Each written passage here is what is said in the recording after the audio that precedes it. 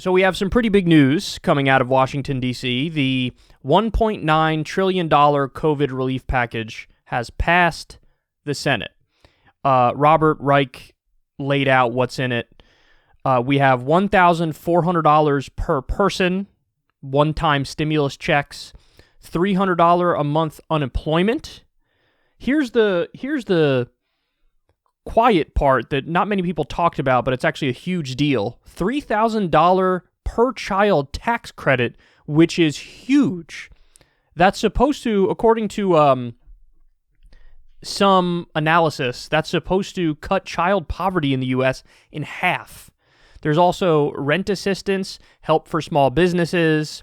The federal government bailed out some states that had to, that didn't have much money to deal with the COVID pandemic. They basically dipped into their rainy day funds, and states were on the brink of bankruptcy, and the federal government is now stepping in and effectively bailing out a lot of these states. Republicans are trying to portray this in partisan terms and say, like, oh, it's the bailout of the blue states or whatever. I mean, that's utter nonsense. And beyond that, a lot of the money going there is actually to shore up pensions. So over 1 million people are having their pensions saved as a result of this package. And, I mean, it would be pennies on the dollar for the pensions if they didn't pass this $1.9 trillion COVID relief package. So, listen, without a doubt, there are positive parts of this COVID relief package, and we are much better off having it passed than if it didn't pass. So I just want to leave no doubt in your mind about that. And if you don't believe me, go talk to one of those over 1 million people who just had their pension saved by this. Go talk to the people. $3,000 per child tax credit is colossal. $1,400 stimulus check per person, $300 a month unemployment insurance, help for small businesses, rent assistance, so on and so forth. So definitely positive parts of it. But of course, you can't have the conversation about this deal without bringing up what's not in it. So first and foremost, the big ticket item that was left out is there is no $2,000 check. The Democrats did the weaselly move of campaigning on $2,000 checks, saying it's going to go out, quote, immediately. And then as soon as they got power, it changed to, oh, we meant another 1,400 because 600 already passed. So it's a total of 2,000. Incredibly weaselly. And then, of course, it went from immediately going to go out the door to, whenever we can get around to it. And now is when they got around to it. So that, I mean, even though this bill is good and has a lot of positive things in it, you can't say you're going to do X and then not do X, because people remember that and people keep track of that. And that pisses people off. Rightly so, as it should. But perhaps the even bigger betrayal is, of course, on the $15 minimum wage. So let me show you what happened on that front. They pulled it from the bill, and then Bernie said, I'm effectively going to force the vote on the $15 minimum wage by bringing it back up as an amendment, which puts everybody on the record. So this is really a vote on whether or not to overrule the parliamentarian. 8 Democrats voted against the $15 minimum wage. And this is who they are, and this is their net worth. Chris Coons of Delaware, who's Biden's BFF, by the way, he's worth about $10 million. Angus King of Maine, also worth about $10 million. Joe Manchin of West Virginia, worth about $7.5 million. Tom Carpenter of Delaware, worth about $6 million. Gene Shaheen of New Hampshire, worth about $4 million. John Tester of Montana, worth about $3.5 or $4 million. Senator Maggie Hassan of New Hampshire, worth about $3.5 million. And Kyrsten Sinema of Arizona, we don't know how much she's worth, but let's just say I'm sure she's not living on minimum wage. And here's Kyrsten Sinema's reaction when she was voting on the $15 minimum wage. This, of course, went viral for obvious reasons. She does a cute little, oh, look at that, a little thumbs down, copying John McCain when John McCain saved Obamacare at the last minute to snub Trump and, was it Trump? To snub some Republicans, right? She's copying that famous John McCain moment, doing a little curtsy as she does the thumbs down. Now, think about what we're witnessing here. This is a Democrat putting her middle finger up to the over 1 million Americans who would be lifted out of poverty with a $15 minimum wage. That's what she's doing. The $15 minimum wage would help so many people. So many people. And she's casually, nonchalantly, flippantly doing a cutesy little hee-hee-hee, tee-hee-hee, I'm pro-wage slavery, tee-hee-hee, thumbs down. Go work full-time and don't make enough money to survive. Tee-hee-hee. So, correctly, everybody is going after her aggressively. So listen, I just wanted to add my 2 cents in this conversation. In my opinion, every single one of those Democrats that voted against the $15 minimum wage, they should never be able to live that down. Anytime any of them tweet anything, they should be ratioed to high heaven, and it should say, you voted against the $15 minimum wage, you're pathetic. And, perhaps the grossest part of this conversation and this fiasco is that virtually every single one of the 8 Democrats that voted against the $15 minimum wage here, they had tweeted support for raising the minimum wage. Some of them tweeted support for $15 an hour. But virtually all of them said at one point or another that they're in favor of raising the wage, and then they do this. So in other words, guys, they're just liars. They're just liars. And it's worse than that. They're not just liars, actually. They're liars and they're corrupt. Because the fact of the matter is, most of these Democrats who are against raising the minimum wage to $15 an hour, it's not, some ideological position that they sat down and combed through the evidence and determined this is the best thing for the country moving forward. No, they take a tremendous amount of money from the same corporations that don't want to raise the minimum wage to $15 an hour. So really, they're doing the bidding of their donors and the special interests. That's why they're doing what they're doing. So they lied to you and said they supported it when they didn't. And there should be consequences for that. There should absolutely be consequences for that. I think that everybody should call their offices and leave a message and tell them what you think of it. Tell them what you think of them.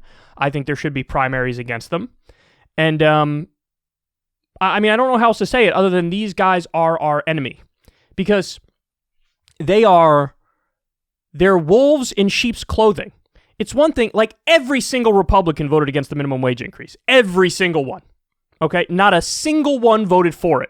So there is no populist right my ass cheeks in Washington, D.C. Are you kidding me? Simply doesn't. Even Josh Hawley was against a $15 minimum wage increase. So he also, to an extent, is a wolf in sheep's clothing because he pretends every now and then to be populist and to care about working people. Utter nonsense. He doesn't care at all about working people. But with 99% of the Republicans, they're a wolf in wolf's clothing.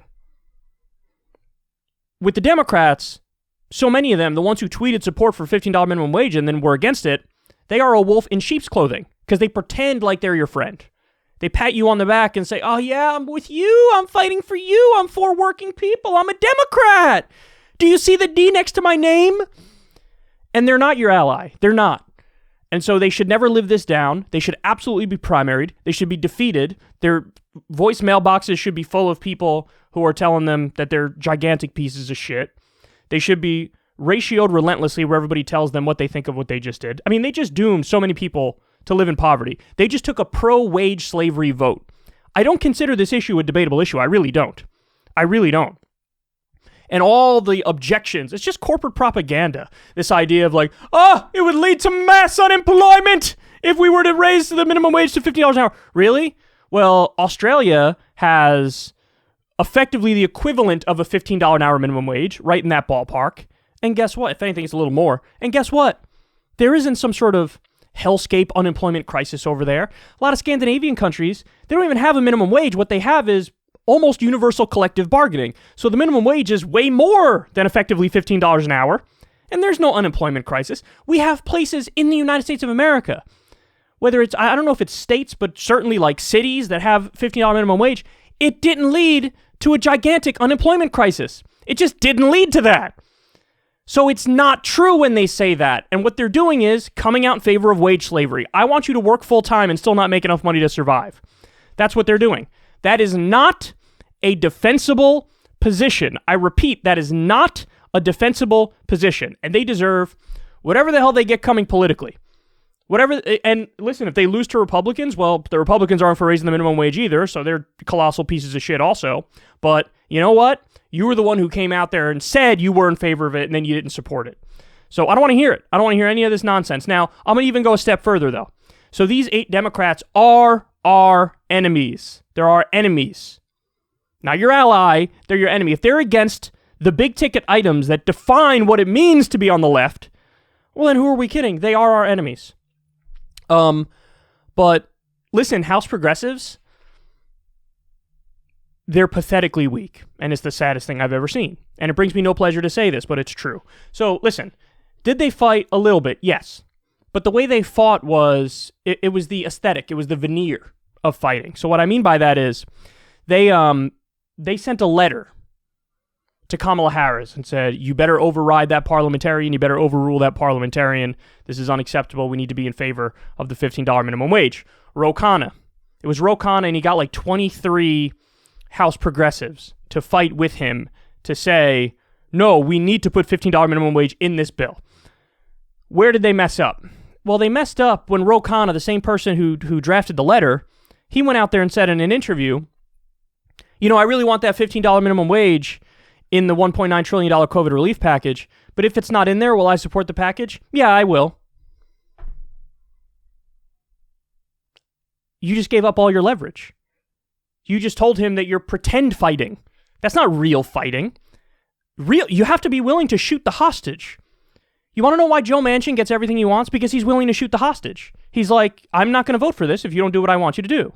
And so then the conventional wisdom in Washington, D.C. becomes, we have no choice. We got to do what Manchin wants us to do because he's not going to vote for it. We need his vote. All you needed was, I think it's six House progressives to say, I'm not going to support the $1.9 trillion bill if it doesn't have the minimum wage increase in it. Period.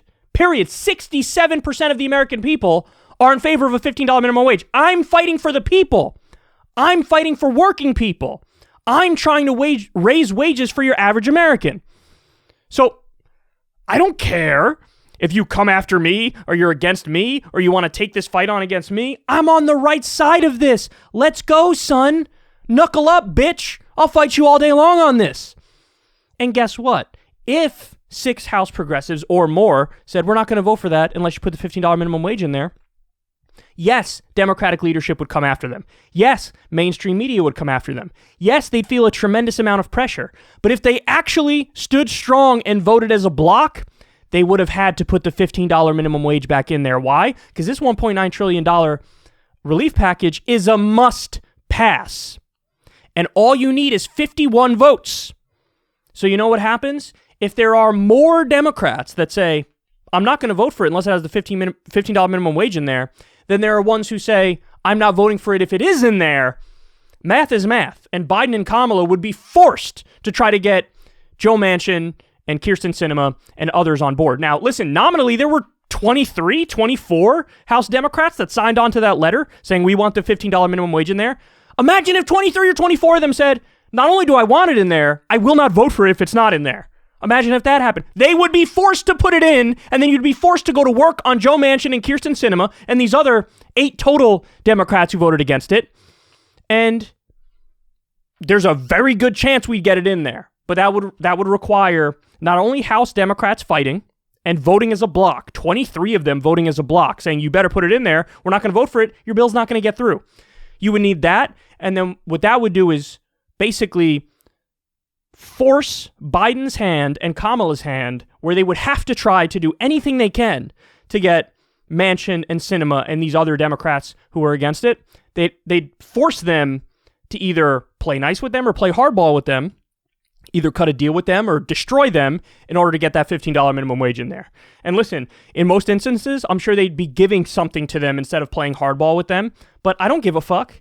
I don't give a fuck. You need some sort of special subsidy or some shit for Delaware to get the 2 Delaware senators on board for this? I don't care. As long as we get the $15 minimum wage, that's called politics, son. That's called cutting a deal. What does Joe Manchin want? What do you want? for West Virginia in order for you to vote for this. You tell me, I'm going to deliver on it. I'll get it in there, son. I will do it.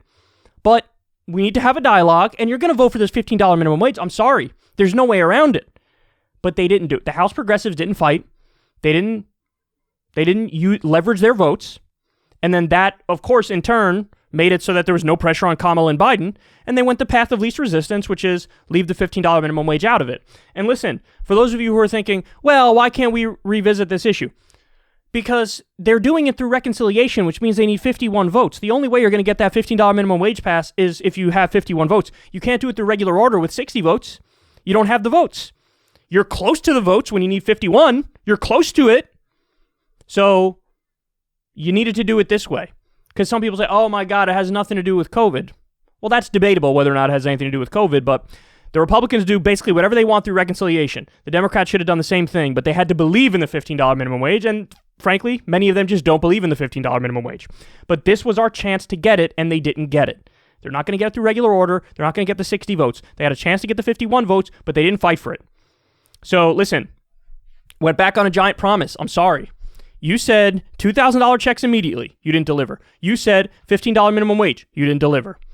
You can't get mad when people don't want to fucking vote for you in that scenario. Again, I don't know how else I could explain this to people, but it's not a convincing argument to say my opponent gets a grade of F and I get a grade of C-. That's not a convincing argument. Vote for me. I'm the C- asshole. That's not a convincing argument. You can get mad at me all day long and say, oh, false equivalence, whatever. That's not an equivalence. I didn't say they both get an F. I said one gets an F and one gets a C-.